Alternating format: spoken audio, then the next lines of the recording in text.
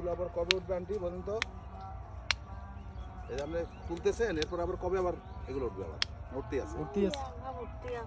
হ্যাঁ। এক একটা ফুল হিসেবে বিক্রি করেন না কেজি দরে বিক্রি করেন? হ্যাঁ, হাজার হিসেবে। হাজার না? হ্যাঁ, হাজার কত টাকা?